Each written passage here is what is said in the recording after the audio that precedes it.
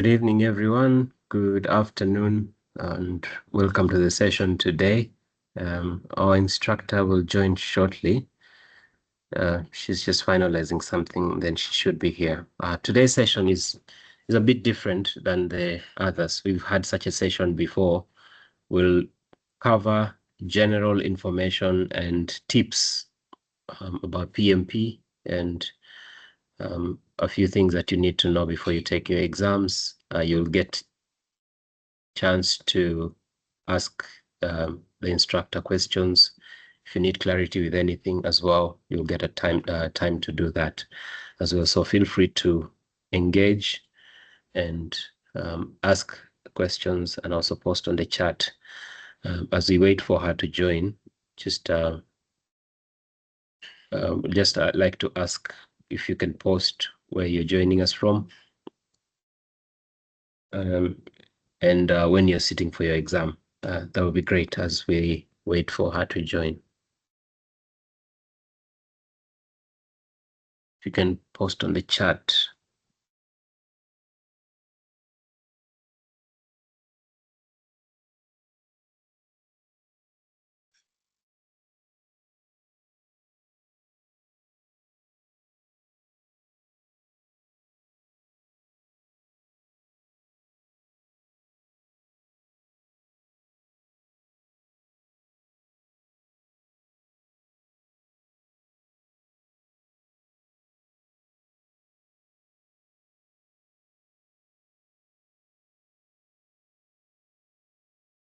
Okay, I'm seeing several that I've already posted.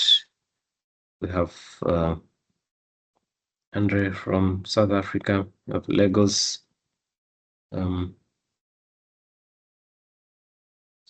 Seeing majority writing soon.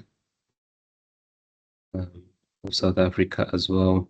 We have Nigeria. Okay. All right, feel free to just post on the chat. We'll start shortly as soon as our instructor joins. She's gonna join in a few minutes. Okay, June 24.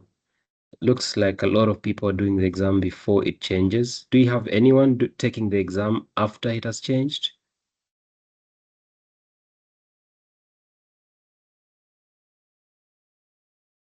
Be interested to know that.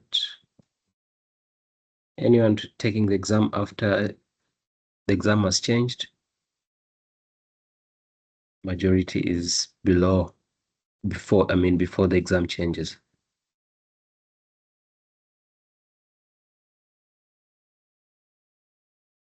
But for those that are just joining, our instructor will join shortly, and then we will start. Okay. Jumoke is here, actually. Hi, Jumoke. Can you hear me?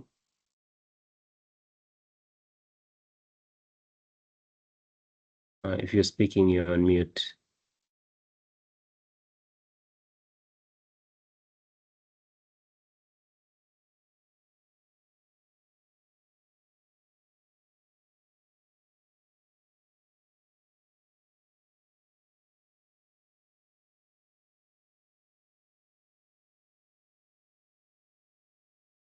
Hi, Jumoke, can you hear me?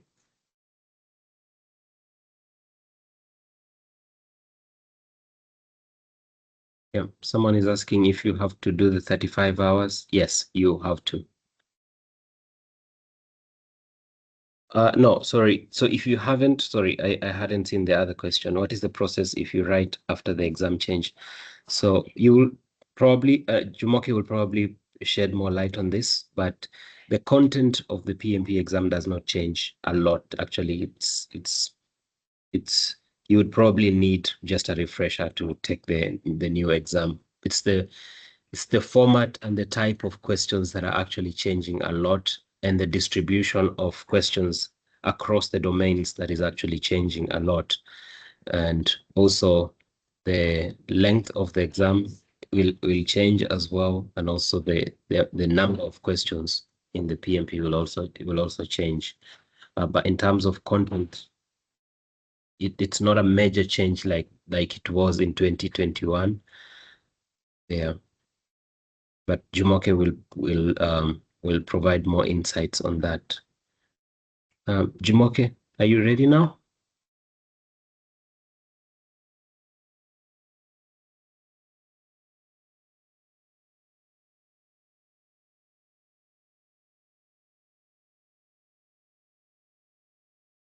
Jumoke, if you're speaking, you're on mute.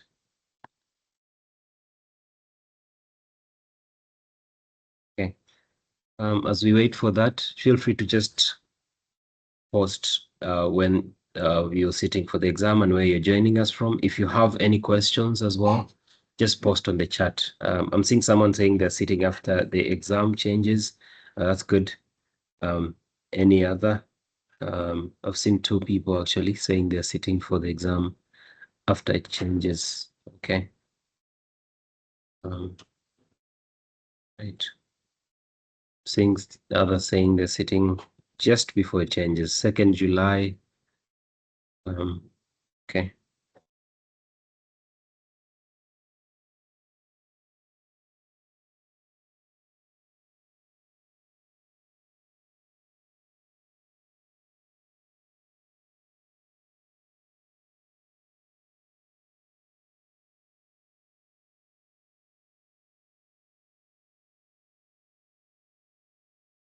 Okay.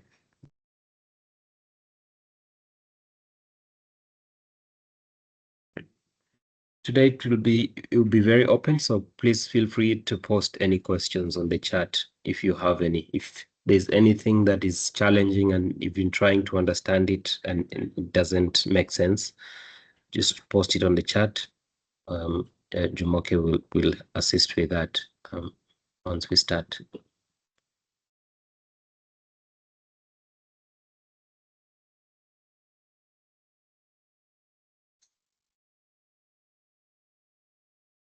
Okay. Jumoke, can you hear me? If you can hear me, we can start now.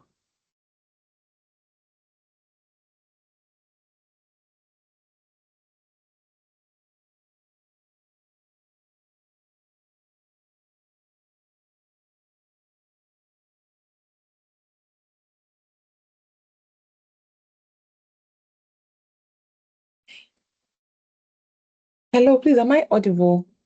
Yes, I can hear you now. Okay, I'm sorry. No worries. No worries. Okay, I think we can start.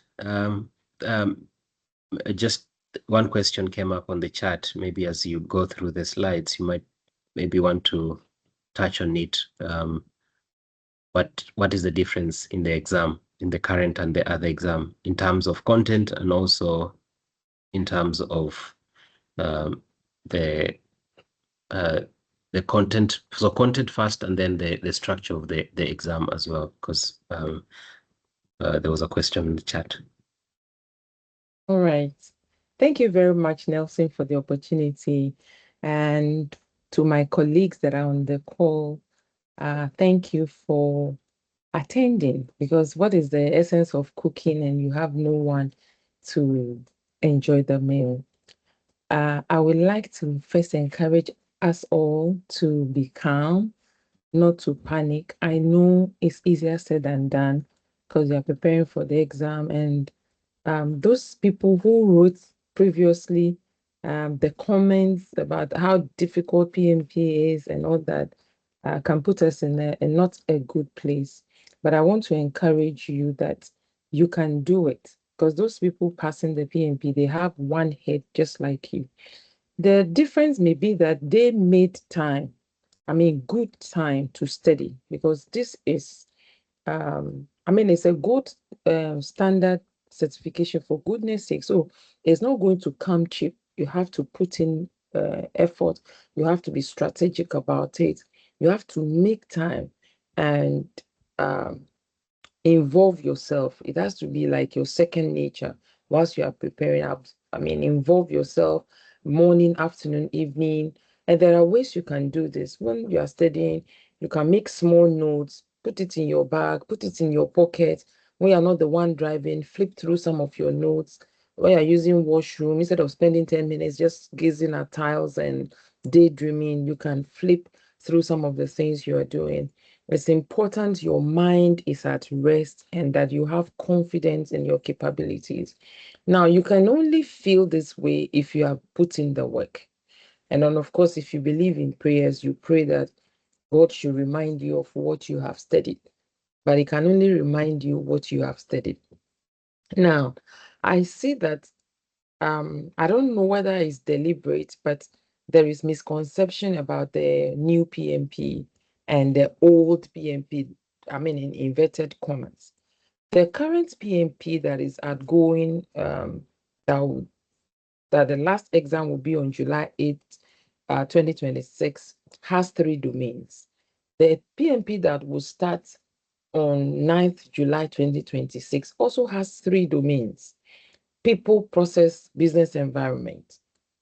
The main differences in this current one and the new one is that this current one has 50% of your exam on people, sorry, on process, and then 42% on people, 8% on business environment. So 42% of your 180 questions would cover team, stakeholders, servant leadership, conflict resolution, collaboration, and all that.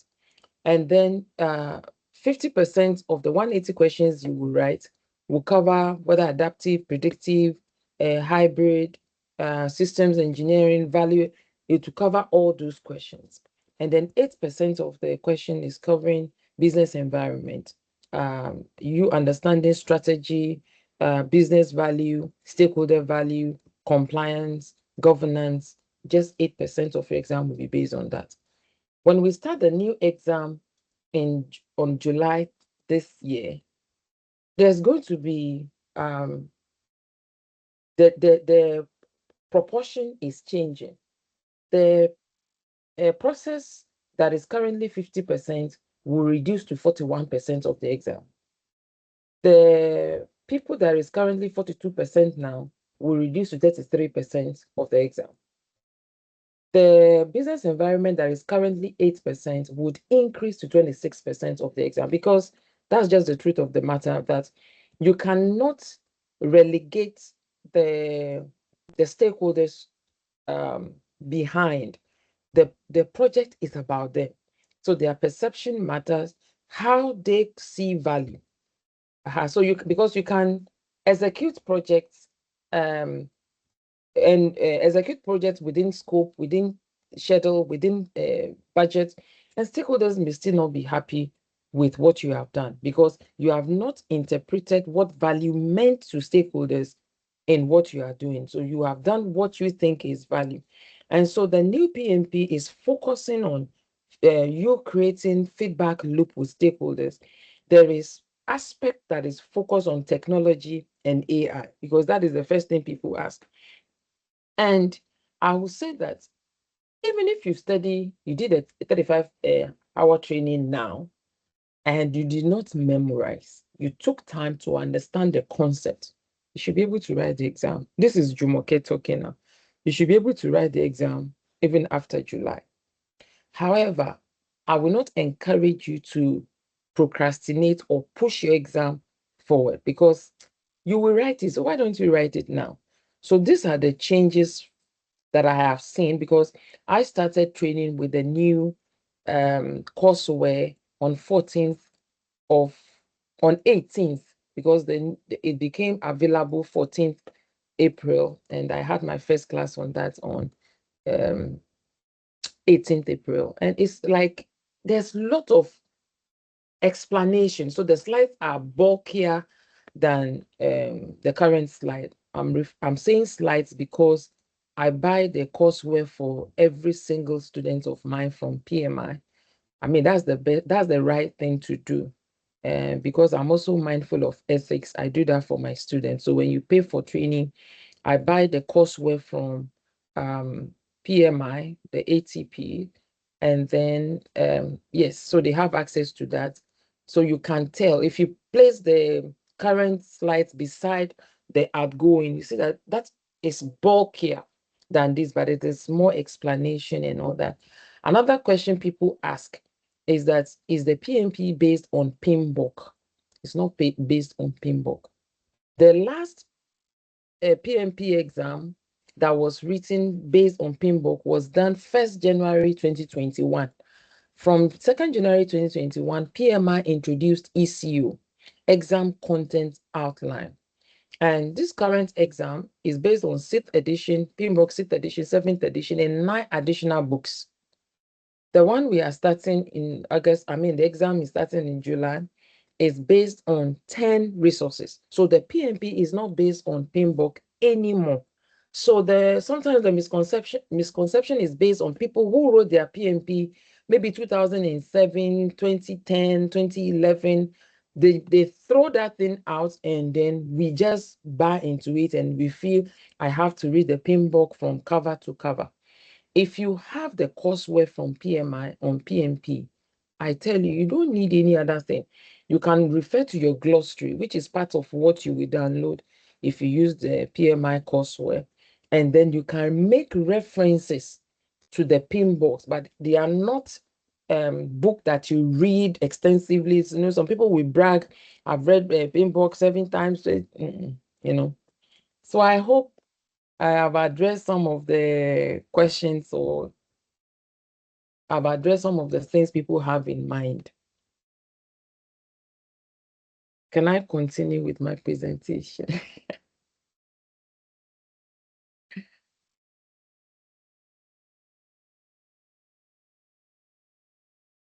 Yes, I think we're okay to go on. All right. Thank you very much once again. So I actually came up with these slides today. I try when I'm getting my slides ready, I try to get into the minds of PMP candidates, and I hope you find this useful. And I've also made this QR code available for you to scan. Sometimes people need 1 or 2 words, or they have question and they want to understand the principles behind the right answer, which I encourage people to do. Don't memorize anything about PMP because the question will not come straight.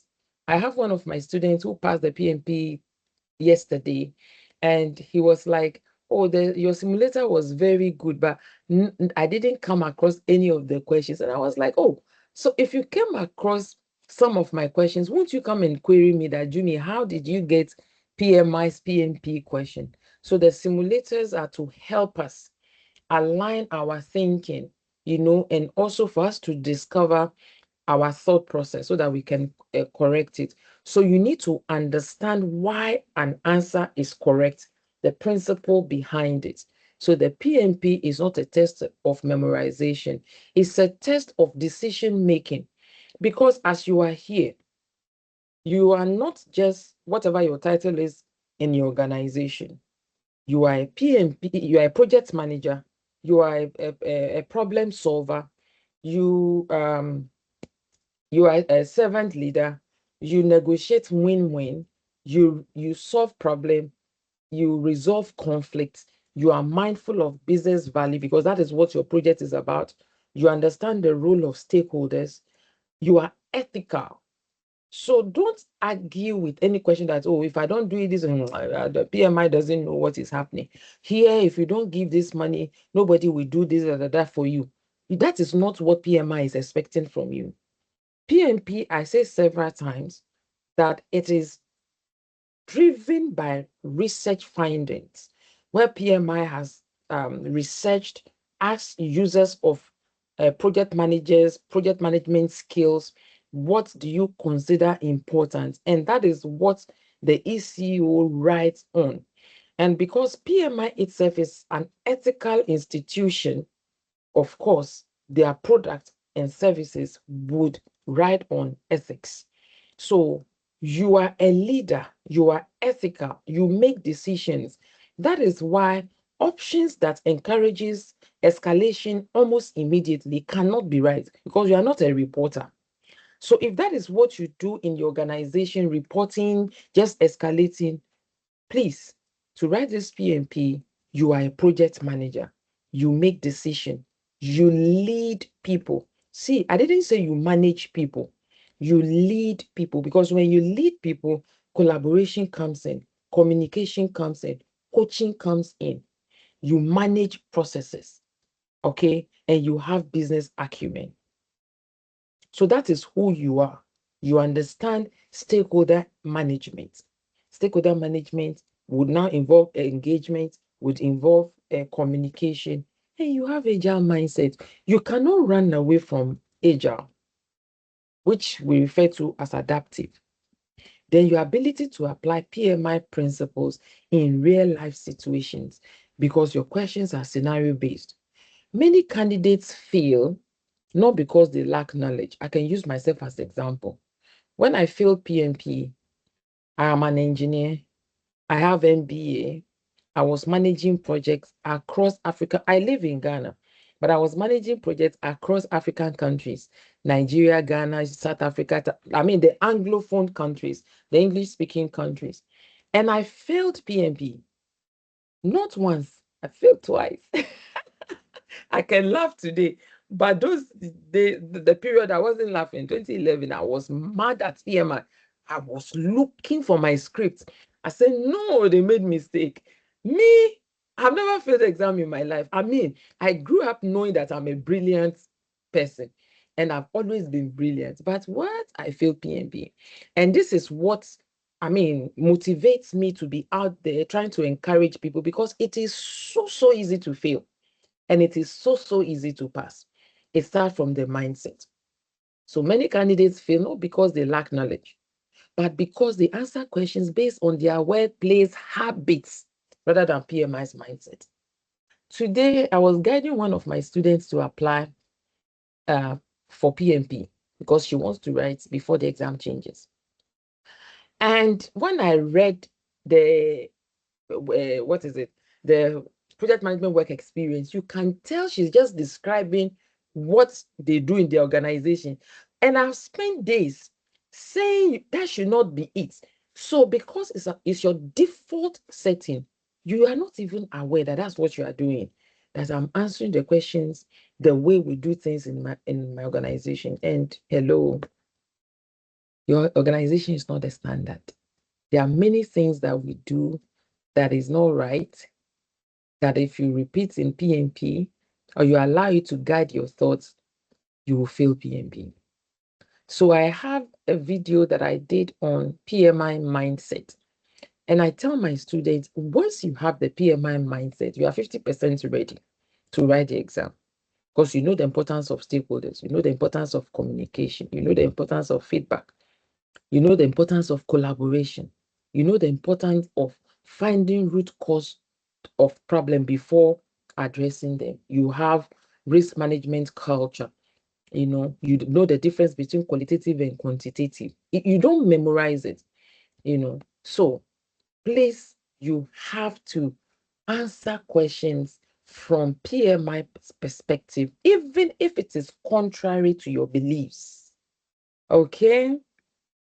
Today's agenda, we will look at some PMP exam tips. We look at high impact concepts frequently tested. Risk is one of them. Change management is one of them. Then number 3, we will look at exam success strategies. I'm an engineer, so I like practicalizing things. So some of the things that I'm presenting here, they are things that have been tested. Okay. Then common traps that you need to avoid. I tell people, read the exam now, because as instructor, I have kind of mastered, I'm familiar with the approaches of the questions, but I can tell you that the exam coming 9th, if you don't like reading long questions like me, write your exam now. Write it when? Now. Okay? And then some practice questions, just 5.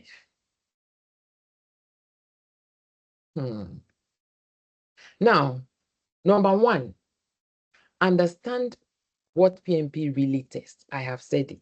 People, process, business environment. I've given you the proportion. So 180 questions, 42% of that 180 questions will be based on people. 50% of the questions of 180 will be based on process, and 8% will be based on business environment.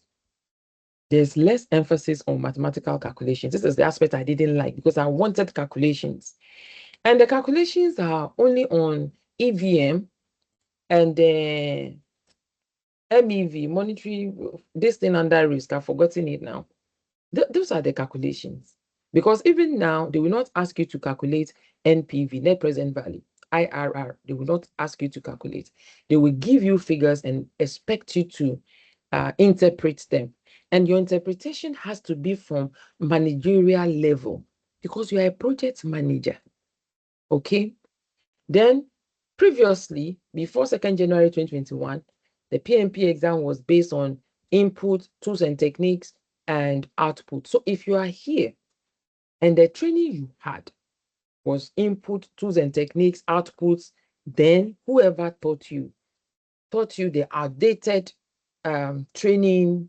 The, the training was based on the outdated model. Okay. And even me, this was what I wrote my PMP on. You have to look at some items and say, okay, these are input to define or identify stakeholders. These are inputs to make or buy the decision in procurement. Now there is no input, the tools and techniques of output. They are just tools and techniques in getting things done. And then let me cautiously talk about this third point, formula memorization. Please, you have to memorize the EVM formula. Cost variance equals EV minus AC. That's earned value minus actual cost. SV, EV minus PV, earned value minus planned value. CPI, cost performance index, EV divided by AC. Schedule performance index, EV divided by PV. Estimate at completion is budget at completion divided by CPI. Estimate to complete is estimate at completion minus actual cost. These ones, I beg you, you have to memorize those ones. But the proportion of that in your exam, I don't think it's even up to 5%. Now, exam reality. Most questions test leadership, as I said, conflict management. Because when you have people, there will be conflict, stakeholder engagement, risk management. Was it yesterday? I was telling my student that I just feel that the questions on risk management, they are the cheapest questions, and you should be able to get them. When it comes to change management, that's one of the cheapest aspects, like the easy ones. Change management, if it is predictive, it will go through change control board. If it is adaptive, it will go through product backlog, and then value delivery. Value delivery, that is the essence of the project. You see, just picture, you have organization. Organization has vision, mission, and then these two will be used to formulate strategy. We want to be the first in Tanzania. We want to be the first in West Africa. We want to be the first in East Africa. We want to be the first in Africa. We want to be the first in the world. It is the strategy. It is a vision mission that has driven the strategy. But we want to be first. You cannot put it in the plate and start cutting it.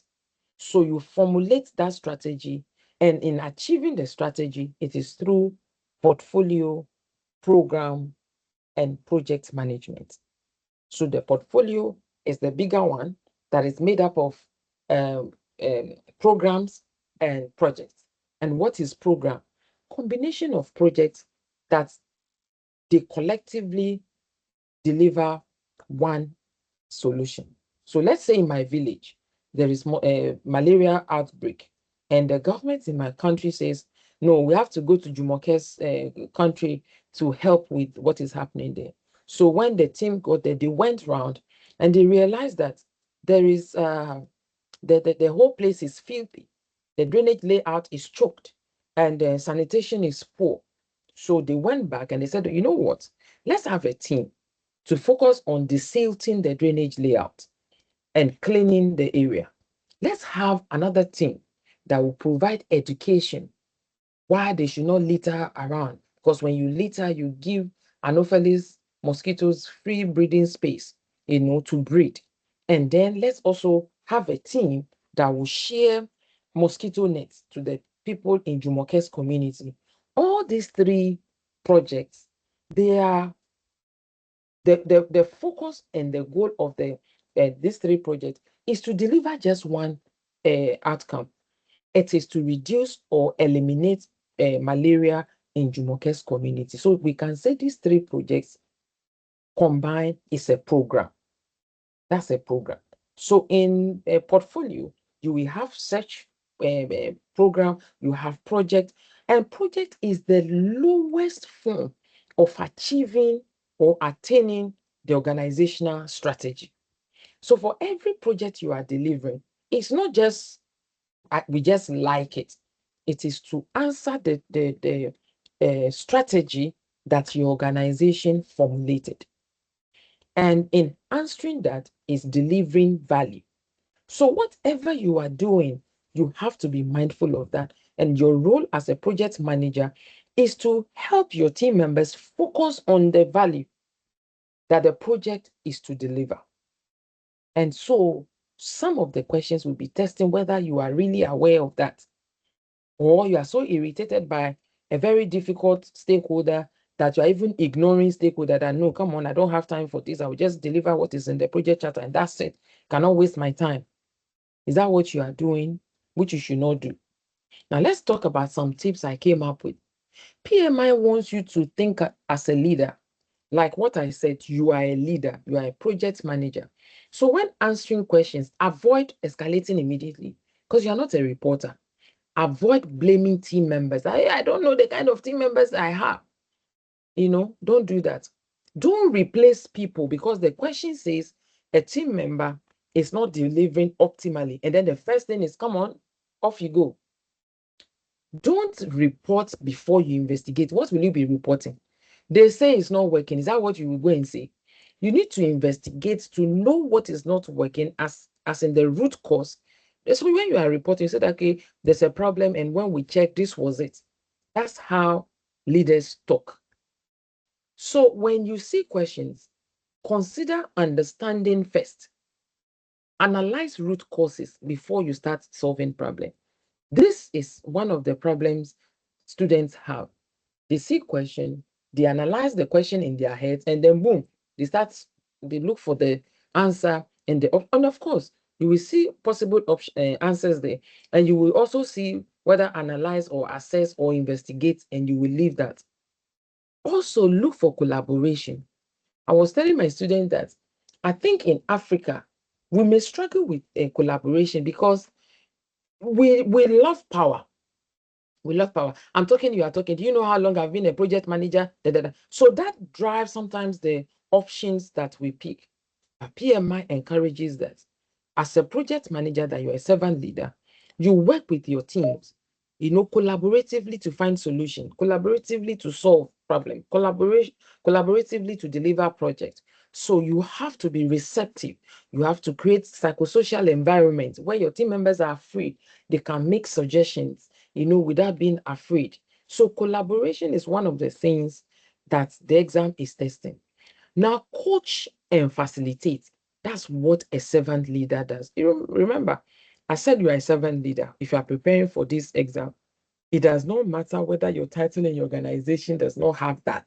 It does not matter whether your title in organization does not say you are a project manager or assistant project manager. It's okay. You are a change maker. And if you are leading projects, you are a coach. You are supposed to coach your team. You are supposed to facilitate conversation. Okay. Number 2, we'll look at the most tested concepts. And I came up with 5. Servant leadership, stakeholder engagement, change management, risk and issue, agile mindset. I mean, if you know this, you have passed the exam. So let's look at servant leadership. It's important in agile and hybrid projects. And I can even say on authority, unpredictable. A servant leader supports the team, removes impediments. Oh, okay, your laptop is freezing. Let me see what I can do. Let me take it to IT. Let me take it to admin. Let me take it to HR. Okay, if you're having difficulty getting lunch, let me see what I can do. If we can invite some restaurant, and maybe we get their menu and okay, what's happening? Your desk is broken. Let me go and speak to admin. And those are some of the things that you do. If we are Americans, then we say that you get them coffee, you get them donuts. And then you also facilitate discussions. I mean, people, and I relate this to parenting. Some of you are a parent here, or you are parents here, your children can never have conversation with you. I said God has good sense of humor, and your first project team that God has given you is your family members. Whether you are a father, you are a mother, you are a sibling, whoever you are a child. You can practice stakeholder engagement, you can practice communication, you can practice risk assessment and all that. So as a servant leader, you facilitate discussions, you allow them to talk, okay, and you learn from it. That's one thing I've also realized. I mean, people ask me questions and I ask them back, what do you think the answer will be? Sometimes they give you perception that you didn't even consider, that didn't occur to you.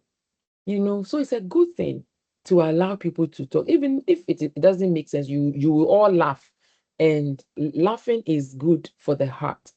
And then a servant leader encourages self-organization.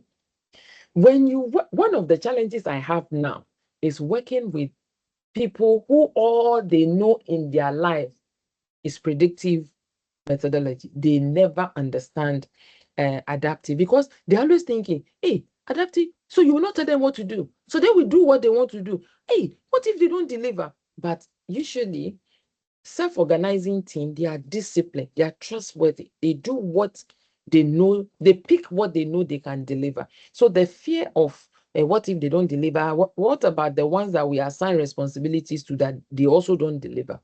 What about that? So a servant leader encourages self-organization. Now let's look at exam trap. A team member is struggling. What do you do? Replace the team member, because as Nigerians will say, time no day. Don't do that. Correct answer is coach and support the team member. I'm sure some of you are thinking, when there's no time, when the customer is standing on my neck, that I should bring results. You're saying I should coach. Please, coach, support the team member. Find out why the team member is struggling. Is it that the instruction was not clear? Is the person going through some personal challenges? I mean, just find out. Because PMP actually believes that when there are issues, it is usually with the process, and that the human part can be managed. So don't replace who. T for thanks. Another most tested concept is stakeholder engagement. Many PMP questions revolve around stakeholders. So if you saw a question, who is impacted by this question? Who should be informed? Who needs engagement?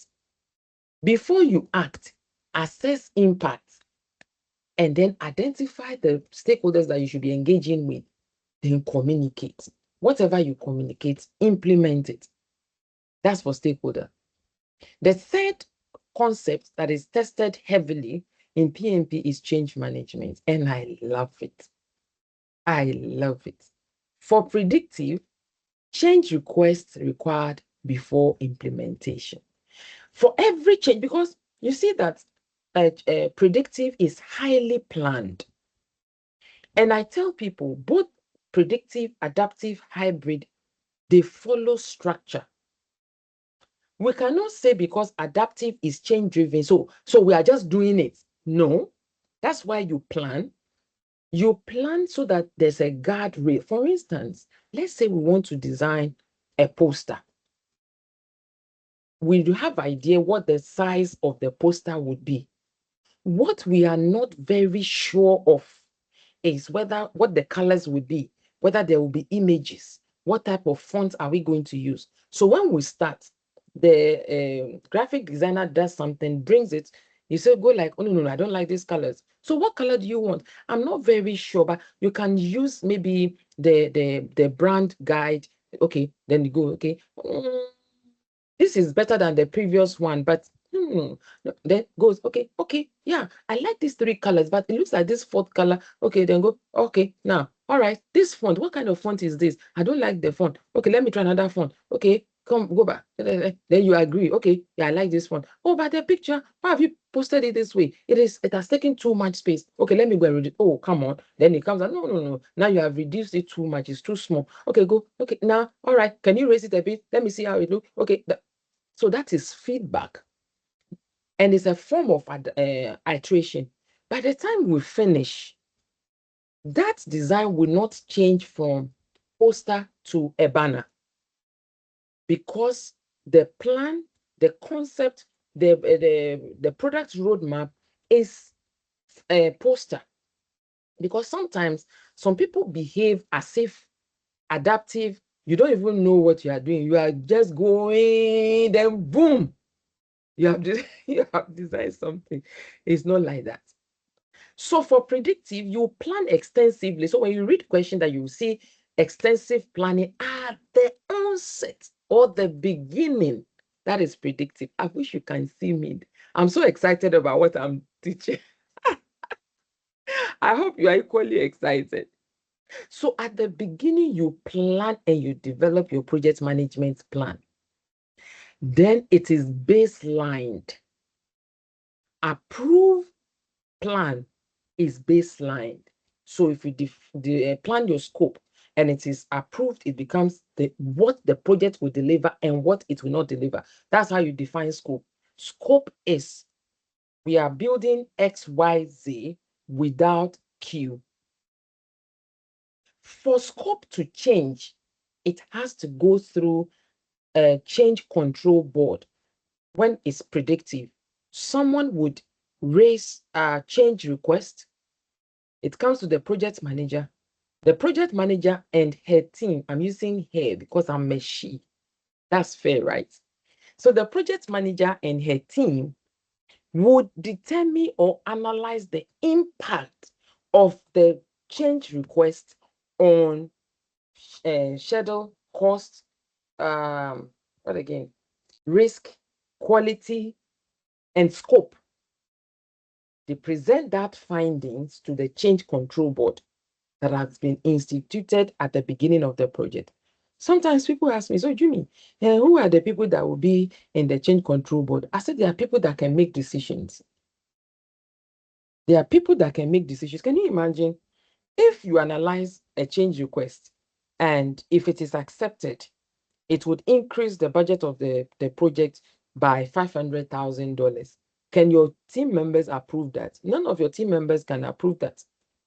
Or if the change is accepted, it will lead to addition of, let's say, 6 months. Can any of your team members approve that? No. So the change control board is usually made up of people that can make such decisions, like the MD, the CFO, Chief Financial Officer. These are people that they know the implication of whether to accept or not. But another thing that we miss is recording the change request in the change log. Whether the change will be accepted or rejected, it has to be logged in the change log.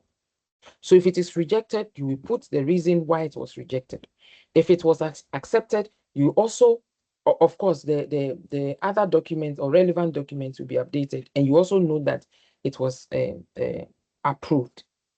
So for you, and sometimes the question comes as if you have to make decision. If you don't make decision, something may go wrong. You may lose money. And then you being a clever project manager, you go like, yeah, I have to be proactive, so I have to make the decision.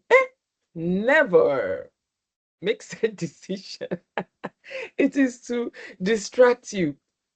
The decision is meant for the change control board to do.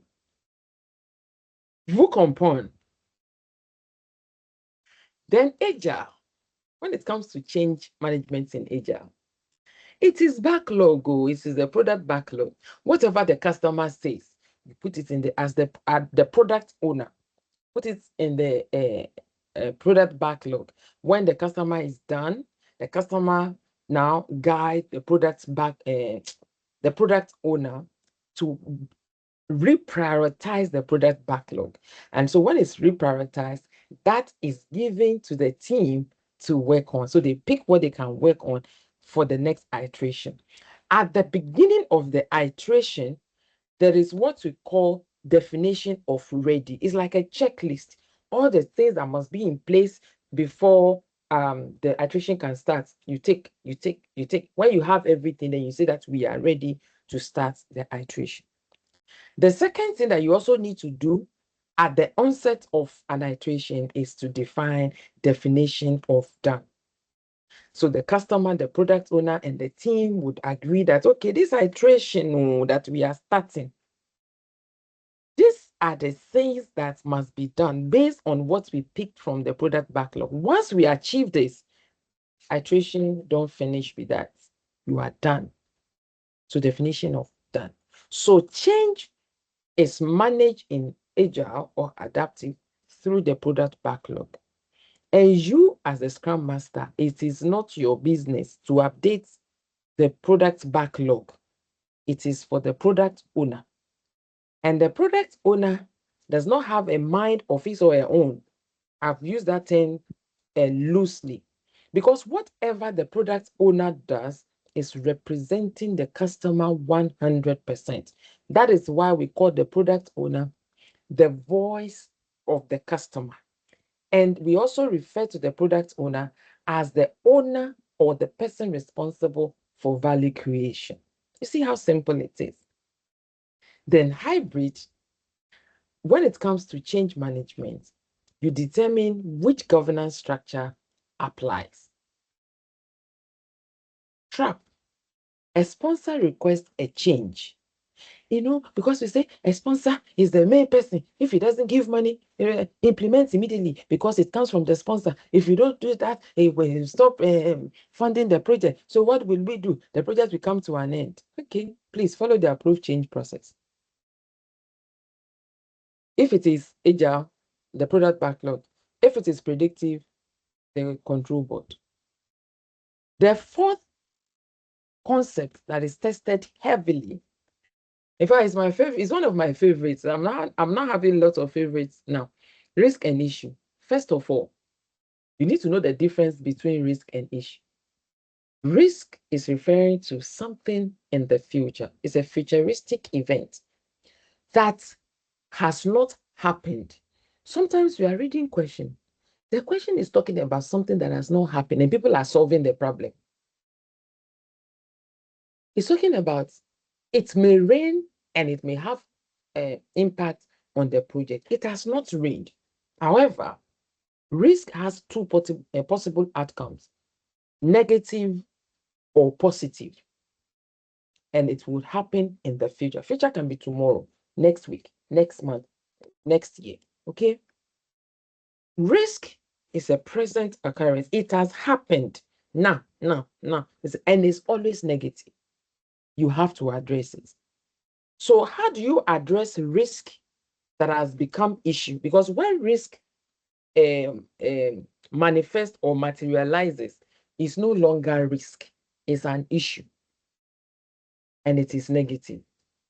If a risk you identified became issue, you respond to it, because for all the risks you identified, you conducted qualitative assessments. Remember, qualitative assessment is conducted on every single identified risk. Quantitative assessment is conducted on only the prioritized risk from the qualitative assessment. Okay, so if a risk you identified materializes, if you said this project, it may rain and it will lead to flooding. If that occurred, it's no longer a risk, it's an issue. You respond to it because when you were analyzing, after you finish an analysis, you plan response. You came up with possible responses. If the risk now became issue, you would implement your response and then you will monitor it. The response, was it as effective as we planned or thought it would be? Was it enough? Was it too much? Did it generate secondary risk? Did it leave residual risk? You should know the difference between you should know the difference between secondary and primary risk as well as residual risk. Okay, but issue that came from risk you didn't identify, the unknown. Okay, there's something I'm leaving out. For the risk you identified that became issue, how you are going to respond to it, how you are going to fund the response is from the contingency reserve. The contingency reserve is part of your budget. You have control over it. For issue that you did not see coming, we call it unknown. And how you address such issue, we call it a workaround, because you have to work around to find solution to it on site. And how to fund that is through management reserve. Management reserve is not under your control. It is under the control of management. So you would inform management, and management will release funding for that issue. So if the problem already exists, it is not risk, it's an issue. I hope now you know the difference between risk and issue. And the process you identify, you analyze. Analyze is in twofold: qualitative, quantitative. Then you plan response, how you are going to respond to the risk. Qualitative is subjective analysis. And what you are doing, you are determining the probability and the impact of each risk. So you plan response to the risk that has high probability and high impact, or low probability but high impact, and you plan the response. And one of the things that we also overlook is that every risk, you will identify triggers, and you will assign the triggers, the risk, and the response plan to one of your team members. We call them risk owners. So you assign the risk to your team members, various owners. And when you have meeting, as part of their updates they would give, hello, Jumoke here, the risk A, the triggers, I've been observing the triggers, nothing has happened yet. Okay, as for me, I have seen the triggers, because the triggers are like knocks. Knock, knock, knock, knock, I am coming. So you start implementing the response, okay, for ownership. So if you see something on your project that is negative, is an issue, is not risk, you start implementing response. And then agile. My brothers and sisters, I can assure you that there is nothing about agile that should scare you, or that should make you uncomfortable. It's true that it's like a new concept, but just pay attention, to it. Adaptive is from the word adapt. So adaptive, agile, Scrum is mainly used for product production, product management. Okay, adapt. You are like water. So agile is like water that is taking shape. If you pour agile or adaptive in a circular bowl, it will take the shape of the bowl, circle. If you pour it in a rectangular bowl, it will take the shape of the rectangle. That's why we say that it is change driven. However, if you are in a sprint, which is Scrum, or iteration, which is broadly agile, Scrum is a framework under agile.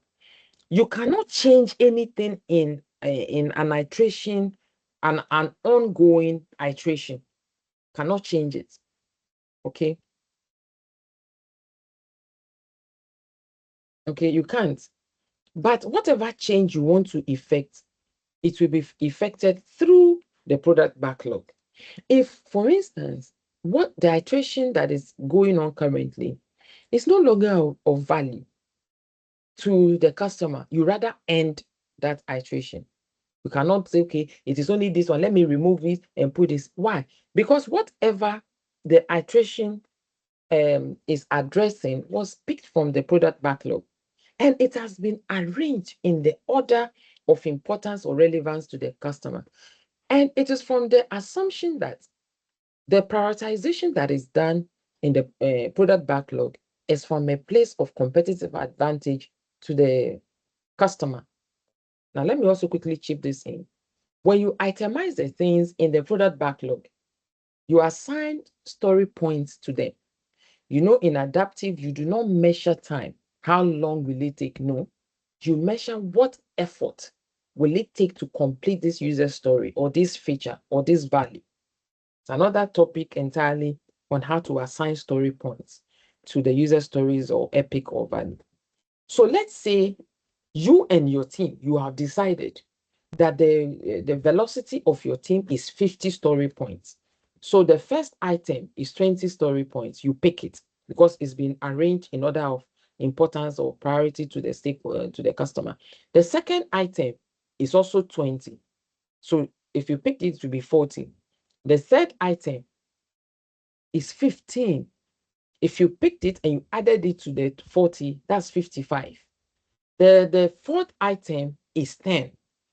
Some of us will say, okay, in that case, I'll pick 20, 20, I will skip the 15, go to 10. Don't do that. Why you cannot do that is the customer has arranged the what is it called? The items in the product backlog as she wants. And that is the order of how it must be produced.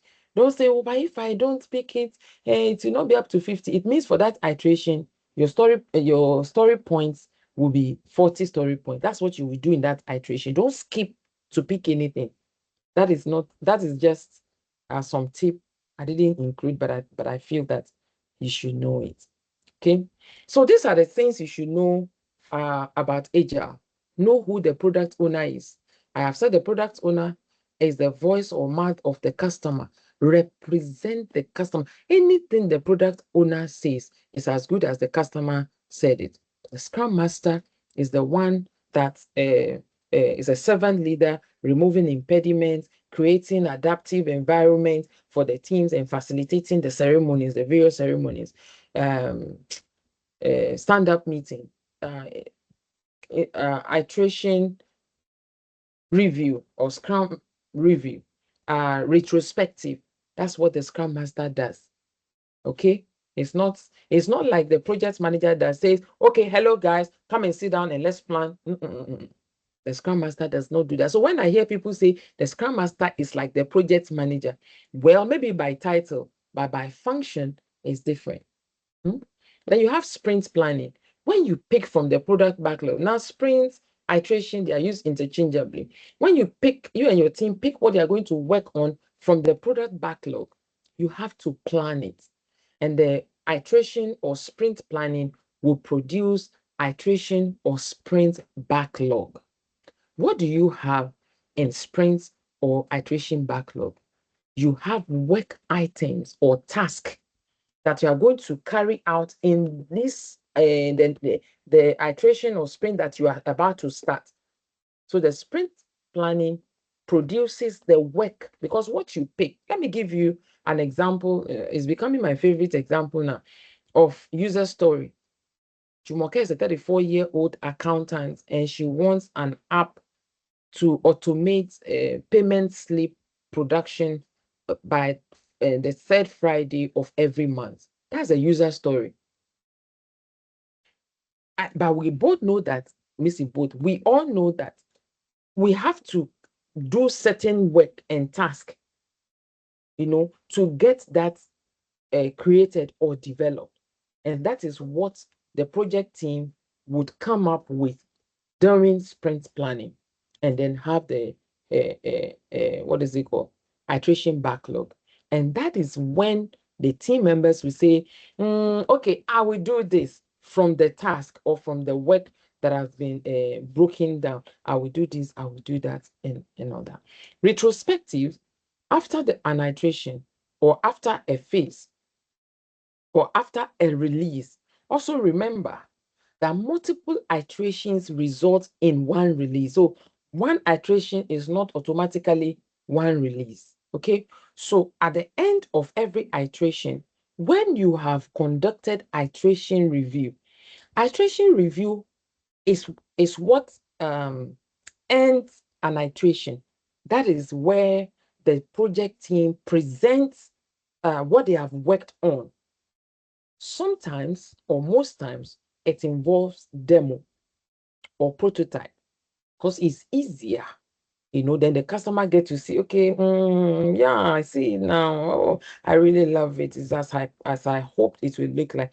Oh, okay, yeah. You guys did it, but it's not coming out as I thought it would. Okay, so why don't we do this? Why don't we do this? We added to the product backlog. What about this? We added, and when the customer is done, that product backlog now will be prioritized, reprioritized, and then given to the project team to pick what they are going to work on. So the iteration review is when that is done. After they are done, the customer maybe says, I like it or I don't like it, whatever, then retrospective is done. Iteration review includes the product owner, the scrum master and the team, and the customer. Retrospective is for the team alone. You also need to know these ceremonies, who are the people there. Daily stand-up is for the team alone as well.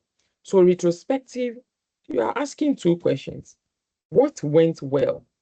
Why do you want to know what went well in the iteration? So that you can repeat it. Because we say one of the ways for continuous improvement is to carry out retrospective.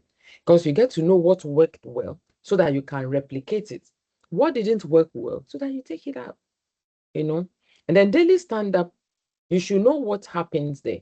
The daily stand-up is where the team, we say stand-up is between 5 to 15 minutes. Each of the team members will talk about what they did yesterday, what they are going to do today, and if they encounter challenges. And sometimes when they talk about the challenges, the team members themselves can say, oh, okay, no, don't worry, I will handle that. Or the Scrum Master will find solution to it. Then you have the product backlog. I think I've explained or spoken about product backlog extensively. Then incremental delivery, where you deliver bits by bits, and it is usually driven by rolling wave planning. Okay. Now, exam rule. Agile teams know that they self-organize, they self-manage, they collaborate. And project manager or the scrum master hardly assign work. They would, each person, because they are responsible, they are trustworthy, pick what they can work on. So I said, okay, Jumoke, why don't you throw in this, how to solve questions? So I came up with these 5 steps. Step 1, when you see a question, identify project environment. 2, identify the actual problem. 3, look for PMI keywords. And then 4, eliminate bad answers. Let's pick them one after the other. Identify problem environment. Ask yourself, is it predictive? Is it agile? Is it hybrid? Because if it is agile and the question is change, and you are talking about change control board, you have what? Gotten it wrong. So many answers become obvious after this. Sometimes you are lucky the question will say in an adaptive, in a predictive, in hybrid, but sometimes it is so quiet. So if you're reading a question and you see change control board, that is predictive or hybrid. If you are reading question and you saw product owner, that is agile or hybrid. I say or because hybrid has gotten these two in it, both predictive and adaptive. So you need to situate, for every question you have like 1.2 minutes. You need to, like the first 5 seconds, quickly know what environment the question is situated on. Don't answer any question that you don't know what environment. Step 2, identify the actual problem. Because most of the PMP questions, they have distractions. The team is arguing, the sponsor is upset, the customer is concerned. Meanwhile, the real issue is poor communication. So read to understand what's the issue. Sometimes I see some questions and I laugh. The more you practice questions, you have to, I don't want to say don't be lazy, but some of us are not putting in enough work. I mean, I see my dashboard, my simulator, and I see people, you have over 1,000 questions and you have not even answered 50. Then you go and write exam, you fail. Of course, I will go like, oh, but I mean, if you had passed, I would have been surprised. So put in the work so that when you read question, you can tell the trap. You will be amused that you think I will fall for this. No, I won't fall for this. Step 3, look for PMI keywords. Look for first, look for next, look for best, look for most likely, look for should, look for should have. See, when you see a question like this, it's testing your understanding of sequencing. The way I said, I looked at risk, and I said risk, you identify, you conduct a qualitative assessment, you conduct quantitative assessment, then you plan response, then you implement response, then you monitor. If I don't know that, I will not know which one is the third, which one is the fourth. So most times when you see this, it is sequencing. And this is where you are likely going to say all the options are correct. So which one is the answer? Is what they are testing you on in that question is your understanding of sequencing in that area. And once you know this, it will help determine the answer. So when they say first, it means what should happen before anything else. Okay? So this is assess, review, analyze, investigate, not escalate. Don't say, hey, first, then, oh yeah, escalate to program manager or portfolio, or fire the person. You are not delivering, you are wasting time. You know that we don't have time and we have to deliver or replace. No, I don't have time. Just get me the best hands. Okay, you go back or just implement without you analyzing. The fourth step, eliminate bad answers. Remove answers that escalate too early, bypass processes, ignore stakeholders, violate agile principles, skip root cause analysis. You'll be able to do this well when you understand who PMI is. I say who PMI is because you are PMI. So when you know who you are, any option that does not align to who you are, PMI, will be wrong answer. So usually, 2 options can be eliminated immediately. But I was also quick to put, not always. Sometimes it may not be that easy to eliminate 2 immediately. Okay? So I said, okay, let me put in strategy, Strategy 1, answer based on PMI, not your company. I don't know how to say that for it to register. It's not on your company, it's on PMI. Okay? Don't say, oh, but this thing, I do it, I've been doing it, and it's working. I get, like, Ghanaians will say they funny me. Like, I find it very funny when people are making such arguments. It's not your project. It's not your exam. It's not your company's exam, and you're arguing. Many experienced professionals fail because they answer based on company culture. When I was going to write PMP for the first time, I thought I was just going, I know how to manage projects already. I'm just going, icing on the cake, already. I know this. I have MBA, I'm managing projects already. Customers are even asking that they want me to be on their project because I'm very proactive. I pay attention to detail. So I was just going to write the PMP, like, they came to carry me out. As in, they came to pull me out of the exam hall. I could not get up. I just could not believe it. I was hoping the computer made mistake. I was experienced. I knew what I was doing. I thought I knew what I was doing by my company standard. Okay? So don't answer based on your company culture. Answer according to PMI principles, according to who you are. PMI, you are a servant leader. You are a problem solver. You negotiate win-win. You remove impediments from the part of your team members. You understand the importance of stakeholders. You have a stakeholder feedback loop. What again? You negotiate win-win. What again? Yeah. So that's who you are. And those are the principles, some of the principles of PMI. Strategy 2, read the last sentence first. This is something that me myself I'm discovering. Anytime I want to write any certification, I go straight to attempt questions. That is what exposes what I don't know and what I know that I need to polish. So when you see a question, usually the question, there will be story, then what should the project manager do first? Or what should the project manager should have done to avoid this? I read what should the project manager do first. Then I go back to the body of the question. So read the last sentence first. Identify what the question is asking.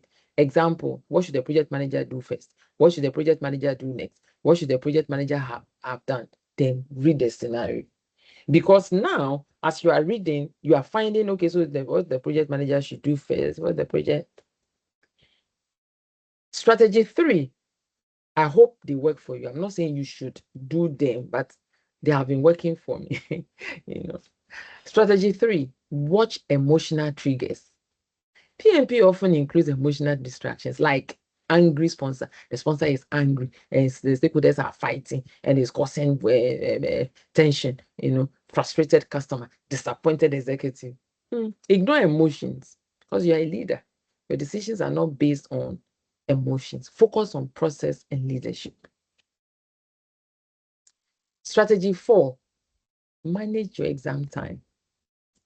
Somebody wrote PMP. I don't even know the person. The way I share my QR code like this, sometimes when people fail, because I'm one of the few instructors that talk about I fail PMP.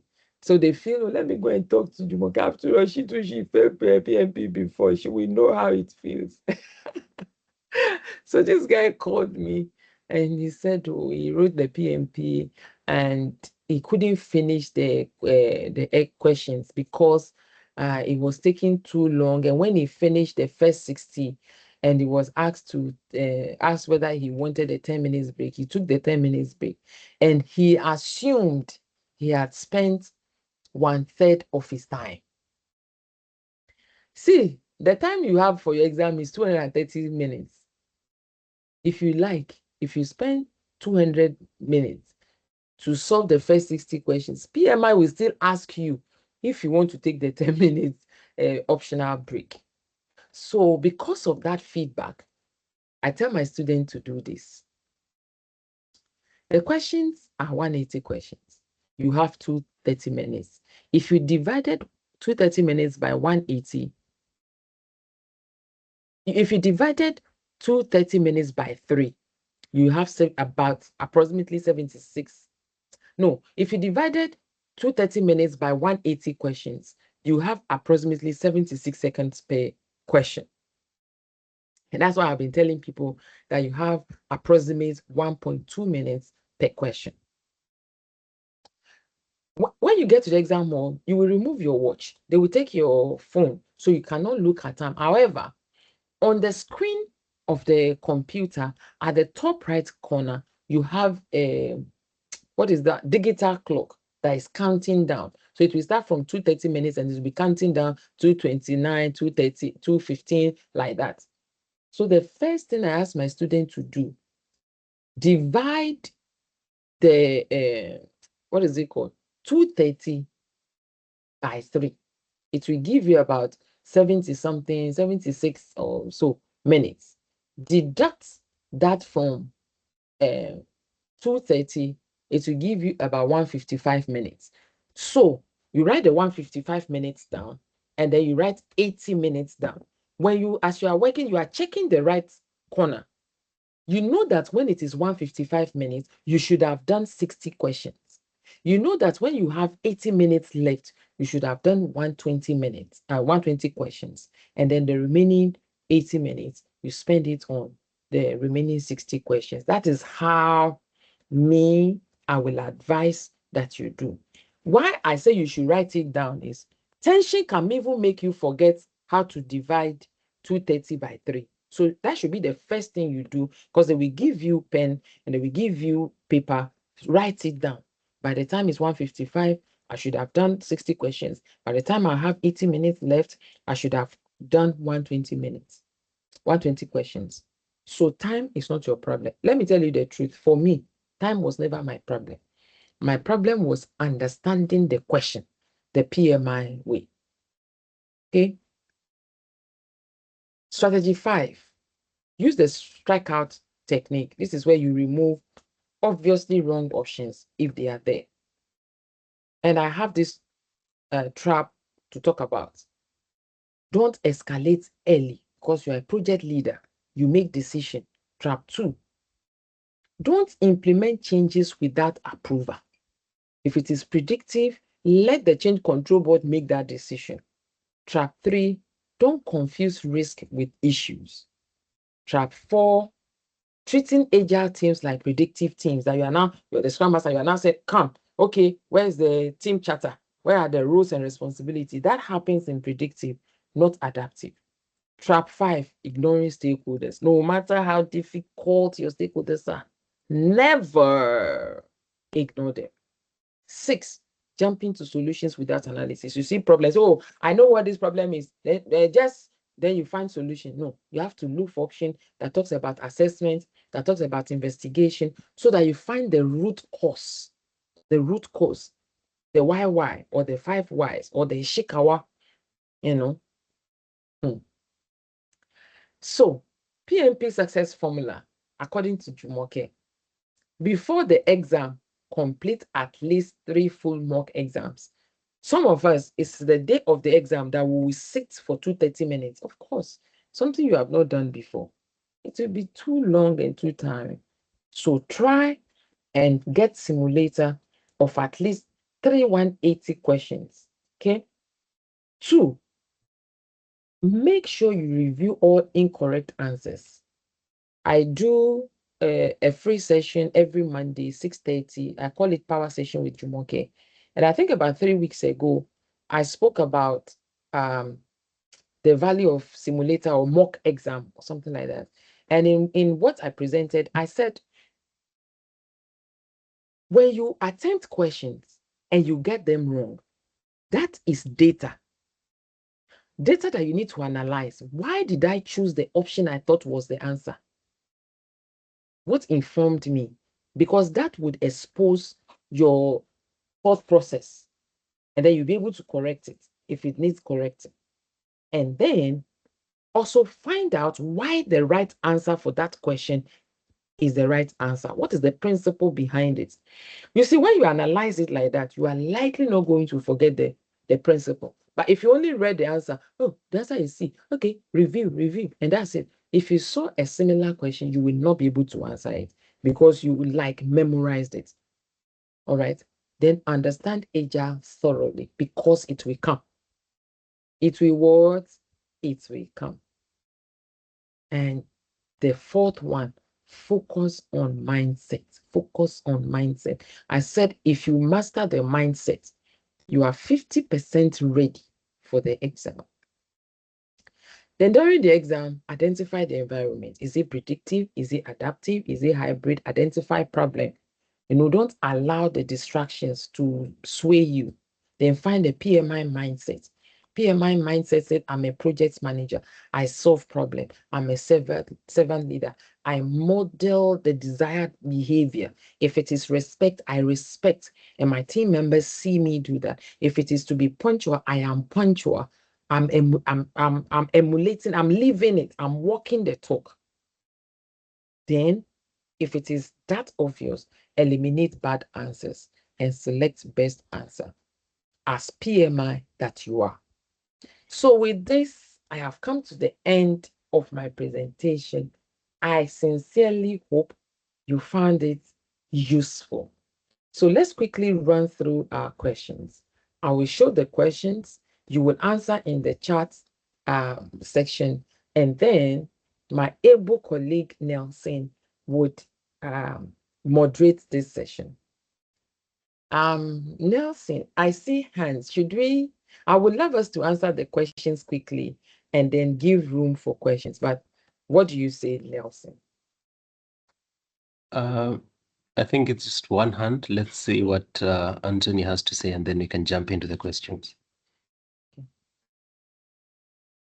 Yes, Anthony. You can unmute your mic.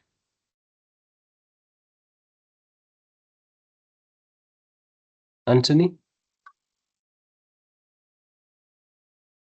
Okay. I think let's proceed to the questions, the practice questions, Jumoke. All right, so question 1. A project sponsor discovers a critical requirement was omitted from the scope baseline. The sponsor insists that the requirement must be implemented immediately because it impacts strategic objectives. The project manager confirms the omission will increase schedule and cost. What should the project manager do first? A, add the requirements immediately due to strategic importance. B, escalate to the PMO. C, assess the impact and submit a change request. D, update the schedule baseline.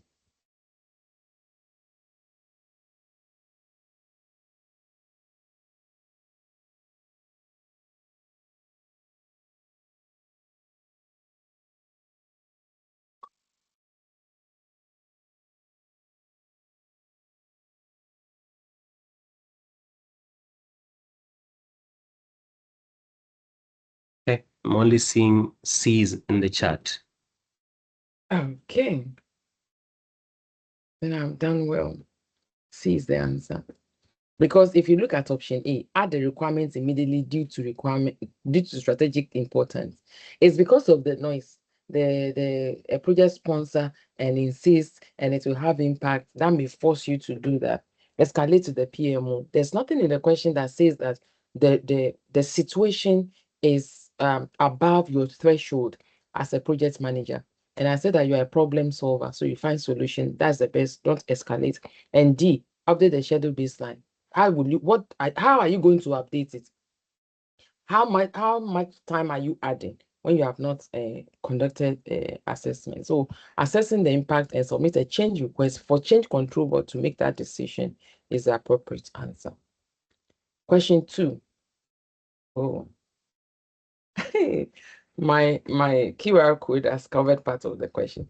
A hybrid project team is experiencing declining performance.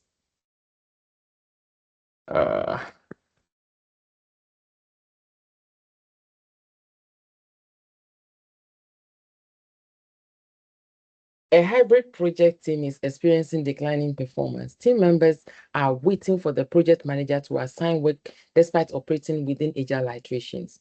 Which 2 actions should the project manager take? A, assign work during every sprint. B, coach team members on self-organization. C, facilitate team empowerment. D, escalate to senior management. E, replace low performance. Time no day.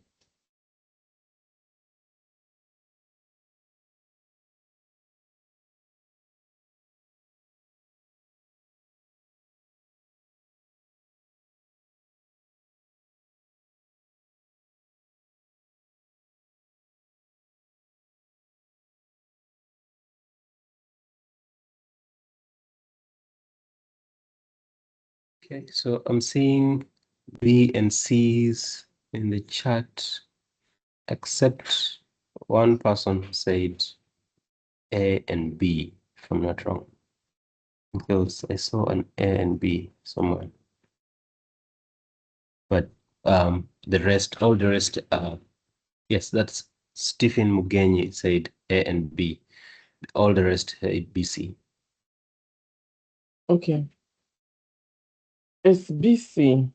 Assign work during every sprint. I said it in my presentation that for adaptive, change can be made anytime, but change cannot be made to an ongoing sprint or an ongoing iteration. Every change request made during adaptive would have to go through the product backlog, so it cannot be A. D, escalate to senior management. Now we know that we are problem solvers. We are leaders, so we cannot just be escalating like that. We have to find solution. Okay, so it cannot be D. And then E, replace low performance. I explained that that's not what you are supposed to do as a project manager. PMI believes that if there are issues, check the processes. All right.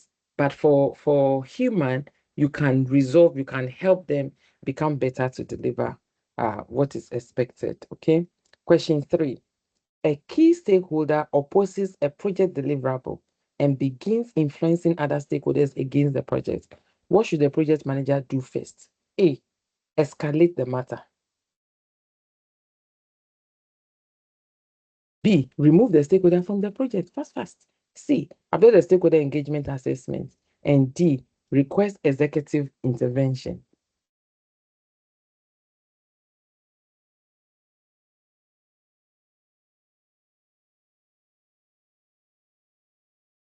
Yes. What will Okay. the answer be? Yeah, the only answer in the chat is C. Okay. Correct. Let's look at question 4. A risk response strategy has been implemented. Weeks later, the risk occurs and affects project objectives. Which two statements are correct? A, the risk remains a risk. B, the risk has become an issue. C, the risk register should be deleted. D, lessons learned should eventually be updated. E, contingency plan should be executed.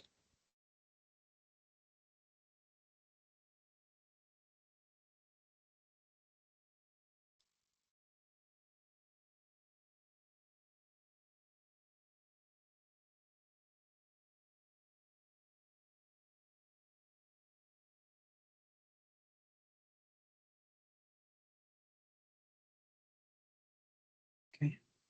There is B and D, but I have seen several B's and E's as well. So it's a mix of B and D or B and E. Okay, so do we allow Yes. certification for? Yes. So can we get those that have said B and E? And can we get some hands raised for those that have said B and D, and just explain your answer, and anyone that also said B and E as well. So you can raise your hand. Okay. Sahid.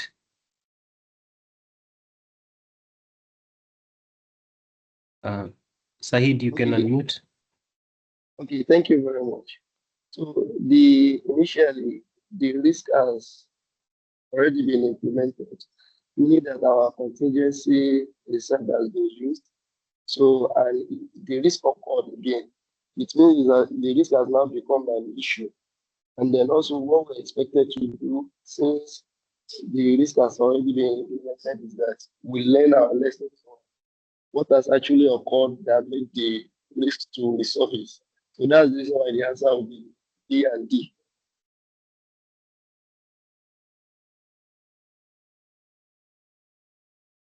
Okay. All right. Halima. Yes, my perception is similar. I selected the P and D for the reason why I'm selected is the correct statement is the first I need to select the risk has become an issue. If you register the risk as an issue, and also you have to have and remember each risk is an issues and will become to record lesson learned should be in an update. Over. Okay. Thanks, Halima. Anyone with B and E? Haka.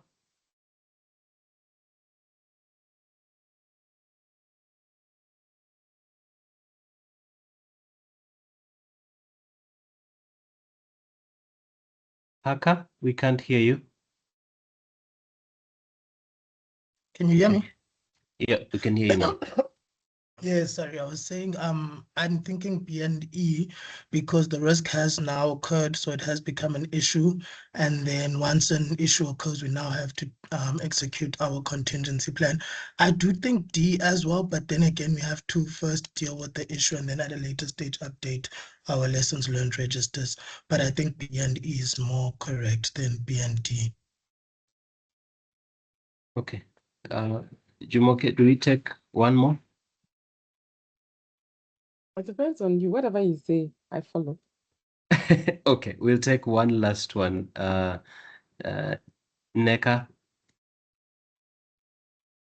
I think the answer is B and E, just like Haka said, because once if there's a risk and you stated that risk, you implemented it, and weeks later it becomes an issue. What you need is to just to provide another day as a contingency plan to be executed. The team has to go in and recheck. So that's when they now find out the uh, root cause. That's after they have done the check, analyze the whole thing before they now start updating the lesson learned. Because right now we don't even know why this issue occurs. What they thought it was um resolution is now not the resolution. So that's my own thought. Okay. All right then. Thanks, Jumoke. Over to you. So let's pick each of the options. The risk remains a risk. I'm so happy all of you know that the risk does not remain the risk. It has now become an issue. So all the answers, B was part of it. So the contention is between D and E. I'm sure those who chose B and E, they are happy. Yeah, yes. E, lessons learned should eventually be updated. Well, you will update your lessons learned, but the risk, the weeks later, the risk occurs and affects project objectives. Won't you want to find solution to this? You're implementing your response strategy is the strategy that you put in place to address risk should it become issue. And what I am getting from most of us is you think you only have one response for risk. You're supposed to have plan B, plan C. That's okay. If there's fire outbreak, the team is going to use the fire extinguisher in the office, and then plan B will be, if it's not enough, we will call Ghana Fire Service Authority. But a strategy is not one. It's not one thing that you are going to do. So before you start implementing your strategy and the lessons learned, you have to update. See, weeks later, the risk occurs and affects project objectives. Which two statements are correct? A risk response strategy has been implemented. That for you to implement a strategy, it means the risk has occurred, it has become issue. Of course, it will have impact because you have analyzed that it would have impact. That was why maybe the probability was high, the impact was high. That was why you factored it into the risk that you are going to address, and you came up with response. So when you implement the strategy, it is a contingency because it's a risk you identified, okay, and then you came up with response, and the response, you have a plan. How much will it cost? And that is the contingency. So these two, risk becoming issue. The next thing is to implement this contingency plan. You execute it. So weeks later, this is the distraction. Vous comprenez? Do we understand? Yes. Yes, it's very clear now. Thank you, sister. Thank you very much. Question 5. Isaac, this is the last question. When I finish, I'm sure Nelson will call you. So you can note your comments and then we address it. A project manager notices several recurring defects in sprint reviews. The team argues that the testing is slowing delivery and recommends reducing quality activities. What is the best action? A, reduce testing to improve velocity. B, increase inspection and facilitate root cause analysis. C, escalate quality concerns. D, accept defects temporarily.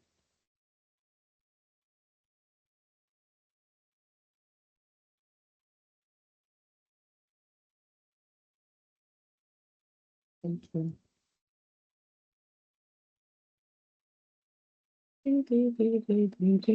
Only B's. Okay. Let me clap for you. So I said, let me give you my final message. The PMP exam is not won by memorizing hundreds of pages of content. I've read the PMBOK from back to back. I've read the 8th edition, 7th edition. They take and collect money for bank.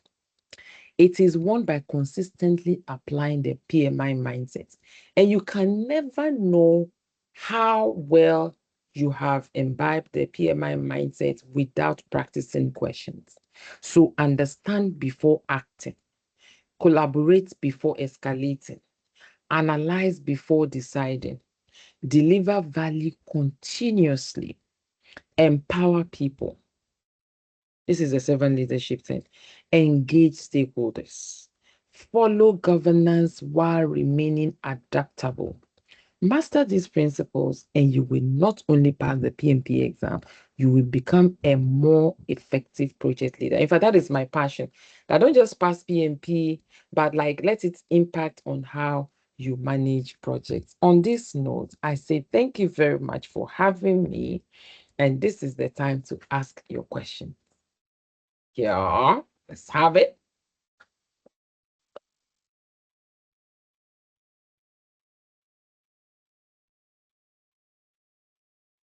Okay.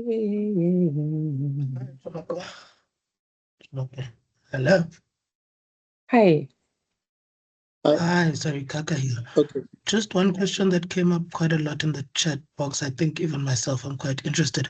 When you have those questions that say select 2 or 3, how is it marked? Is it all 3 for 1 or is it half a mark?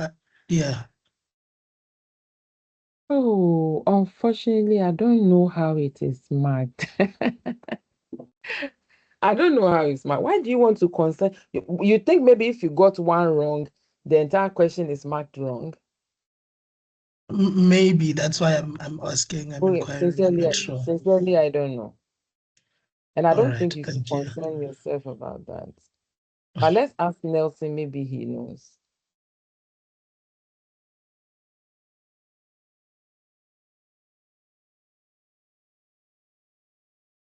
Hi, Jumoke. Hello. Yes, good evening, Akinshola. So, I mean, I think I saw someone ask in the chat to say, does this mean that, we shouldn't... Sorry, I was muted. Can I go on? Yes, I think you can go on.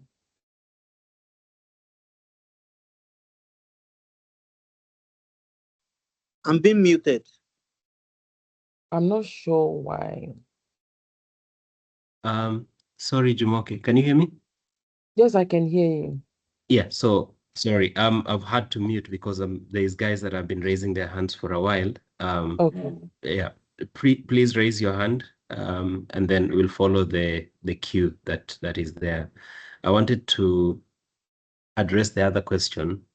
Just going by what study hall does, if it says that select 2 and you select 1 and the other one is wrong, you fail the entire question. So I assume that the exam is like that, but I wouldn't know for sure if that's how it is. Yeah. Okay. We'll go to Apophia.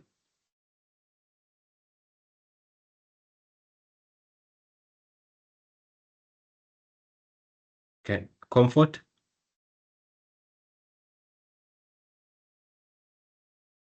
Good Comfort. evening. Yes. Good evening, I'm here. Good evening.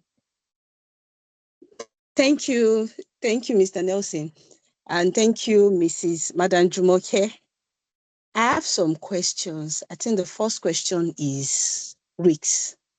I want to ask, at what stage do you know that a question is talking about risks? Because I've seen some questions in the study hall, and the study hall will say delay, and when I click on risks, it becomes the answer will come out to be issue. Then also, are there phrases that we're supposed to look in the sentence? Maybe like might, may, those phrases. Are there sentence like that? Then my last question is the question we just took, question number 4. Does it mean that after you have identified a risk and you analyze the risks, you should plan for a response before you document it into a lesson learned? I just want to get that. Thank you. Welcome. Okay, so let me try to answer the first question. You want to know what you should look out for to be able to determine whether it's issue or risk. What I can say is risk is talking about something that has not happened, that may happen. It has not materialized yet. So you read to see whether it's talking about, sometimes you can say that this is something that can happen. Then it goes to explain. So you may lose track that is saying it may happen, or because every risk is it has probability, it has likelihood of occurring. And what you are doing with qualitative assessment is you are determining how likely the risk is to occur. So there are two sides of the coin. So is the initial, or there will be a sentence somewhere that says that it may happen. Then it now goes to elaborate on if it happen, if there's flooding, it will enter people's houses, it will spoil cars, and then that may distract you, and then you may address it as issue. But it's actually risk that may happen. I mean, just read the question and look at the description. That's what I can say. And the second question, you said risk that you identify, is it when you implement that? If you have not implemented, what will you be recording as lessons learned? Lessons learned is you stating your experience. So lessons learned, risk XY was analyzed, the probability was 60%, and the impact is, if it happens, it would have a 2 days impact on schedule because we have to address it, and then we will need 5,000 Ghana cedi to address it. So in your lessons learned, you are documenting your experience. Oh, the risk did occur, and the risk actually had 60% probability, or no, the probability was lower than we thought, or the probability was higher than we thought. And yes, we spent 5,000 CDs as we planned, but it added more than 2 days as we planned. That is your experience you are documenting. So if that does not happen, sorry, the grammar is grammar. If that has not happened, what do you want to? I just feel like you people see my face today. What will you be documenting? What are you writing? Do you understand? Lessons learned is expressing what has happened. Okay. If you had asked updating the documents, that becomes a bit, updating documents happens after change management, change control board have approved a change request, and then you will update every document that request would have impact on. For instance, if a change request affects scope changes, it means you have to update the scope management plan. If it affects a budget, maybe the budget increased, then it means you have to update that. But for the risk, it is when you implement that you will tell us what happened, and then you can archive that. Was that comfort? I hope I answered your question. I'm actually having fun today. I don't know why. Yes, thank you. Okay, we'll go to similar day. Okay, let me clap for you, Nelson, for pronouncing Similade very well. Thank you, Nelson.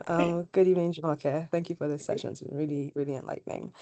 So my question is to do with documentation, and specifically the issue log and the risk register. And it's something I've come across where, I think at least once, maybe twice, when a documented risk occurs, but then certain parameters have changed about the risk, and then which would be updated first, the issue log or the risk register? So a risk that was documented has occurred, but something has changed.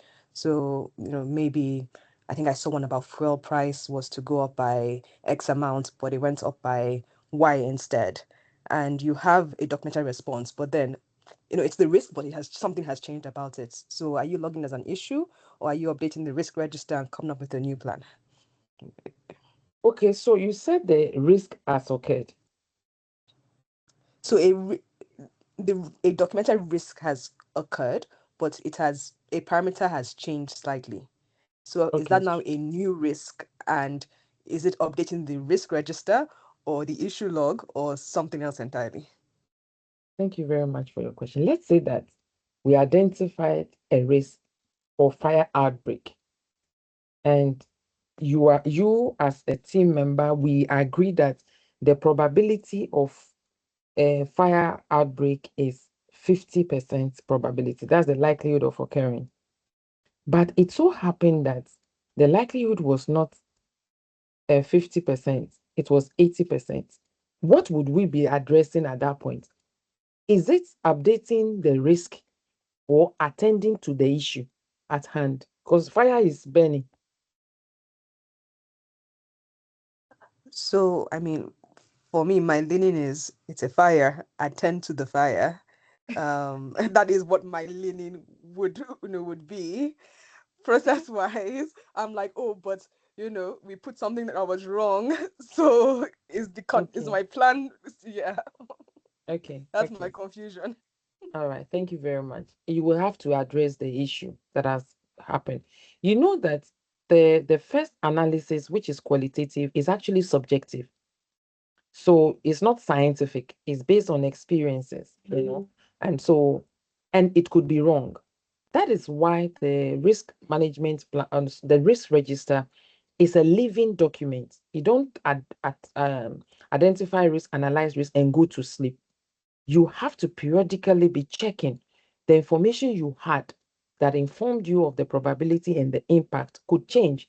Things could happen. Now you have better understanding. So you keep improving and analyzing, evaluating what you have in the risk management plan. But if a risk became issue and our assessment of the risk was not accurate, we address the issue, we update lessons learned, and in the issue log, you comment about the probability was wrong and and also in the lessons learned. That is why we say that the lessons learned, they are not captured at the end of the project, they are finalized at the end of the project. And if you're a project manager, you execute projects and you do not have lessons learned to learn from, it makes the work difficult. You may end up repeating kind of analysis that made your identification of risk and the likelihood wrong. You may repeat it in subsequent projects. So as Jumoke, I don't want anybody to come by the study hall said this as Jumoke.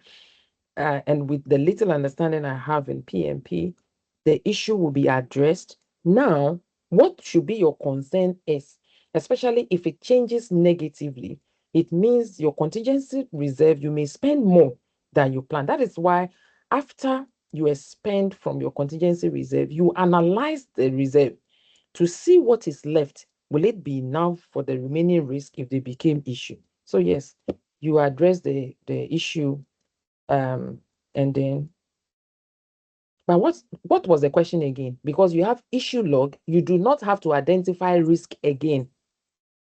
Oh, you don't Because have to that update the risk register because it's happened. Yeah. okay, so the risk has already happened. It's just that the analysis of it was Of the wrong. risk. Exactly. It's the probability and the impact. So that becomes lessons learned that would inform future analysis. Understood. Thank you. Welcome. Okay, we'll go to Akina-san. Yes, thank you. So I just wanted to ask, I think someone had asked in the chat to say, do we, I mean, for those of us preparing to write before, the July 6th or 8th deadline? I mean, for some of us, I think for me, I've been studying the PM book. So, I mean, someone had to say, is it completely irrelevant? Should we stop, focusing on it and just maybe focus on, questions, right? And then also, I mean, your YouTube channel has been helpful. Then there's the second question is around schedule management. I don't know how, I mean, and then I also ask you how frequent, questions come up on those start to finish, start to start, then when you go to agile, you have something around velocity, user story points and all that. So I mean, yeah. First of all, your 35-hour training, did you have it on the current ECO, exam content outline? Yes, I did personally. Yes. Okay. So I underwent all those training. Yes. I know you went through the training, but I want to be sure whether you have it on the current ECO. Lesson 1, business environment, lesson 2, start project, lesson 3, plan project, lesson 3, lead a team. Is that what you did? Yes. And they gave you the slides?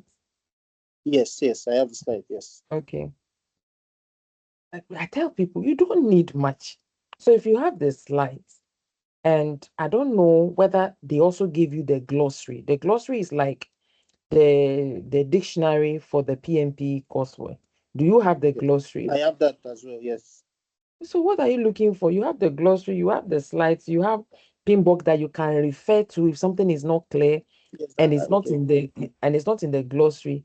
Be practicing question, my brother. Okay. I plan to do that. Okay. I'm But doing that. Okay. don't just practice the question. You have to review it. You have to know why an answer was wrong.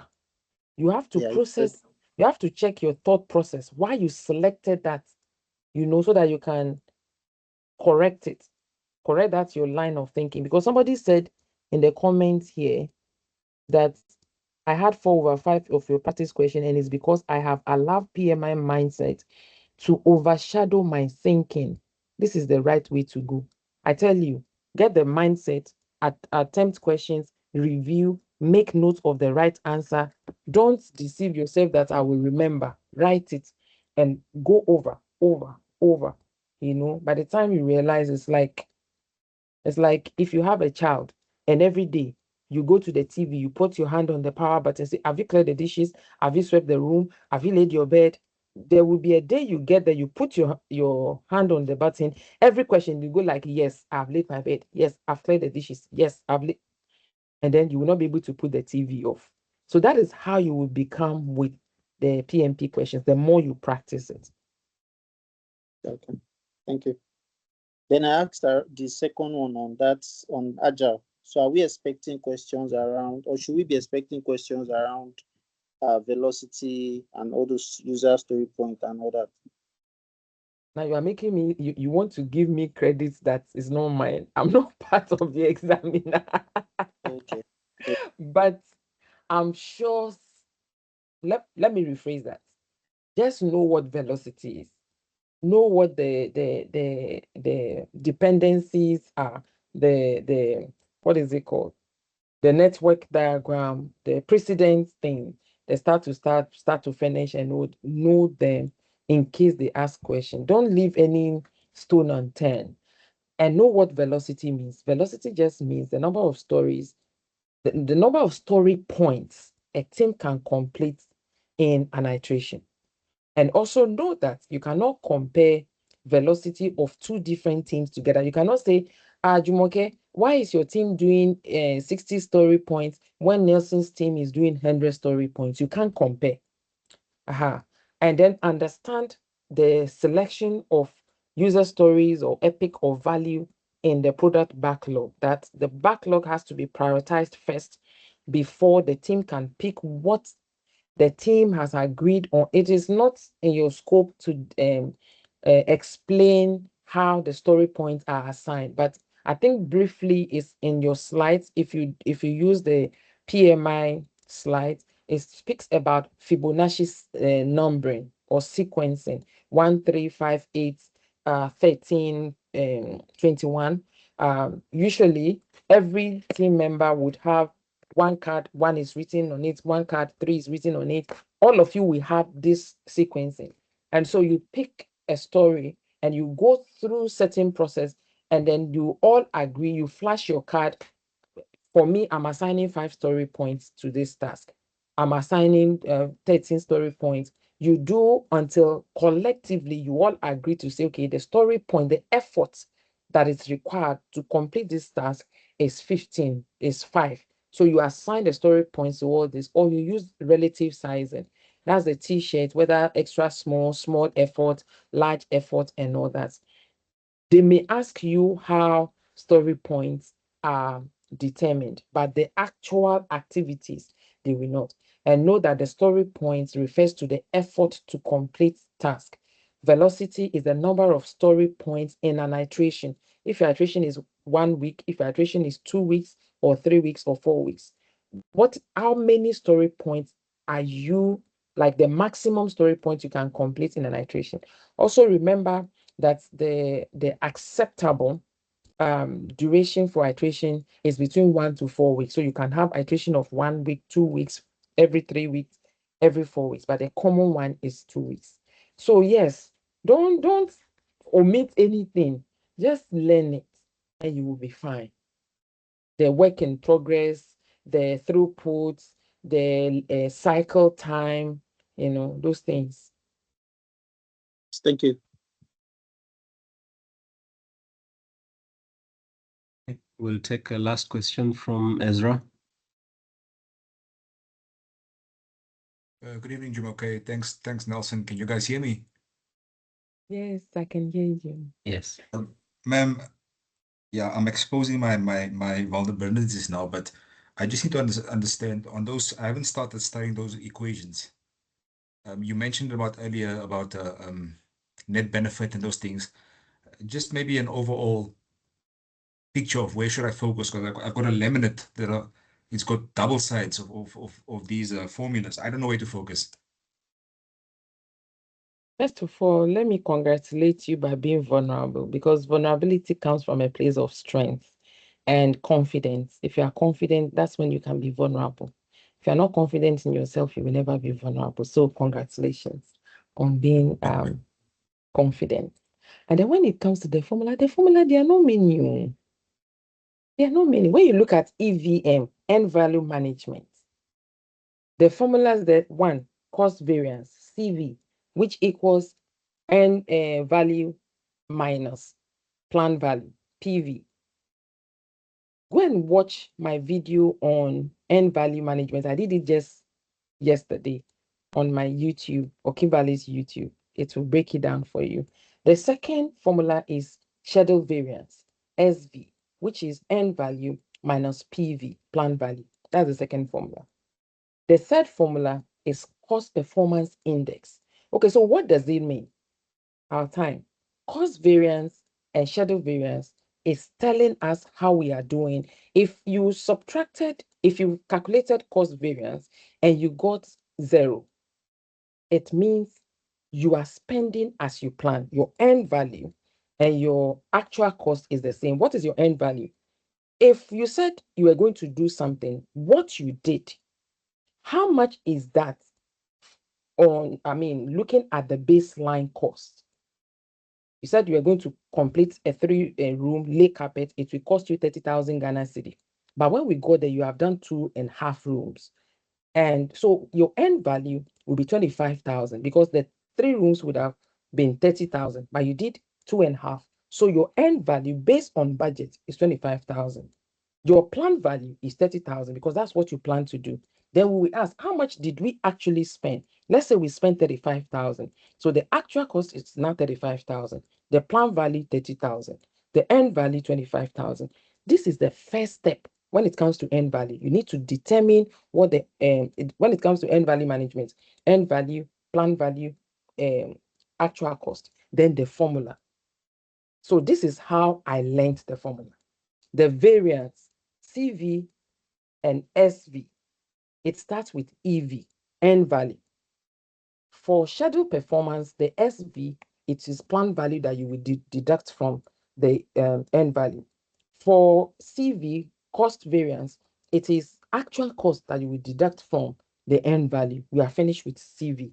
We are finished with variances, the formula. When it comes to the indexes, the cost performance index and the schedule performance index, you see the same variables that you use for cost variance, end value, and actual cost is the same you are going to use for cost performance index. The difference is, instead of subtracting, you will divide. End value divided by AC, actual cost, is the cost performance index. schedule performance index is the same EV and PV. The EV will be on top, then you will use PV to divide it. That's schedule performance index. So when you divide any of the indexes and you get 1, it means what is on top and what is down is equal. 2 divided by 2 is 1. It means you are efficient. When it comes to schedule performance index, you are efficient in your timing. When it's cost performance index, you are efficient. If it is 0 point something, then it means the one under is bigger than the one on top. It means it's not going well. It's not a good thing if it is 0 point something. Okay, it means you are not spending. Let's say you did cost performance index and it is 0.9 or 0.75. It means for every, I will use cedis because I'm in Ghana. It means for every 1 cedi that you spend, you are getting value of 90 pesos. You're not getting up to 1 cedi. So what it means is your project would experience cost overrun. And that is the interpretation PMI is expecting of you. I'm sorry, I've taken a few of your seconds.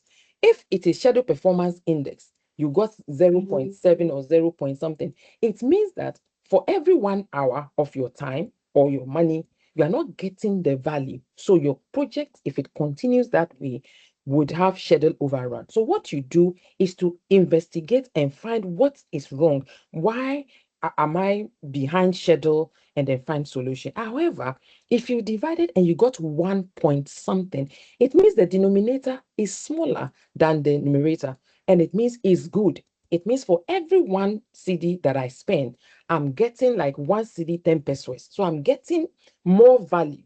I'm efficient with my time, with my money. That is what you should understand with the analysis. Nelson, I'm very sorry. Okay, thank you so much. I appreciate it. No worries. It's the passion. Okay. Thank you very much. Thank you. Thank you. All right. Thanks, everyone. Thank you so much, Jumoke. I know this was so impromptu, but thank you so much for stepping in and just delivering this outstanding session today. And to the candidates, thank you so much. Have a good afternoon and good evening where you are. Thank you so much, Jumoke. Thank you. Thank you. Can we have Thank you slides, very much. please? Thank you. Can we have Thank slides? you. I will share the slides with Nelson and he will share it with you. Okay, Thank you please, very much. how can we join your Monday trainings? Are you a member of PMI Nigeria chapter? Yes, I am.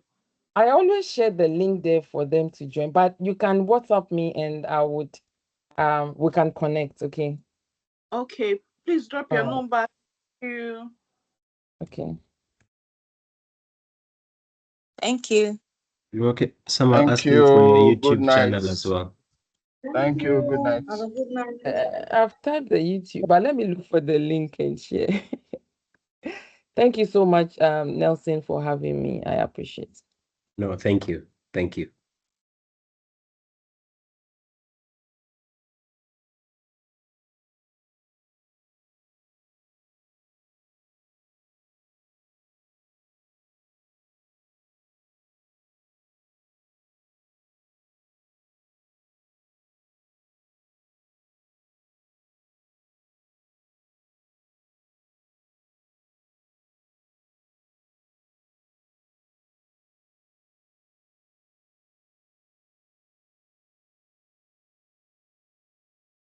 Okay, so